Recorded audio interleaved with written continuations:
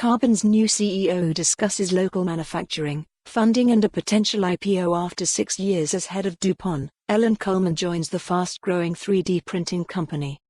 Last month, Carbon announced its first new CEO in the company's history. With $260 million worth of investments and a $2.5 billion, it's a big job.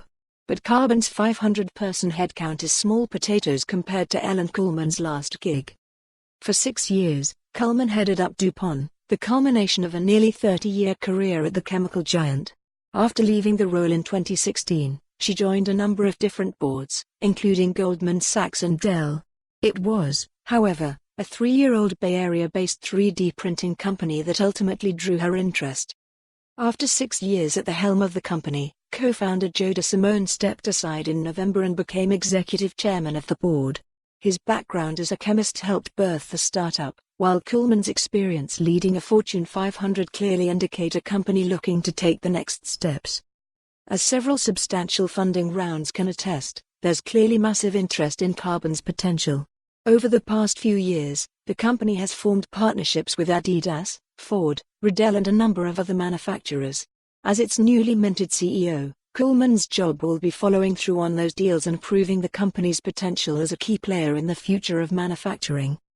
This interview has been edited for length and clarity. When was it clear that your time at DuPont had kind of run its course? It was a proxy contest, and we won the proxy contest, but the activists made it clear that he was going to keep coming after the company. I really was the lightning rod, right? It became personal to him that DuPont beat him, right? The only thing that was going to get that settled down, I decided, was me leaving. I'd been there 27 years. I'd run 7 years as the CEO. I had a great track record on gross, and on TSR, versus the S&P and things like that. It was just the right time to exit. Basically the decision came up in the middle of 15 and I stepped down in late October, I think it was. That was pretty quick for a transition and so that's why I took a couple of years to figure out what I wanted to do. Actually the first thing I took on was agreed to come on Carbon's board about 4 months after I left DuPont. You've been on a number of boards. What attracted you to Carbon, specifically? Being a mechanical engineer and running a company like DuPont with polymers, I understood injection molding pretty well. I understood how we at DuPont were helping customers try to optimize what they were doing with pure materials science. What hit me when I came out here is that digitization, technology, had impacted everything we do.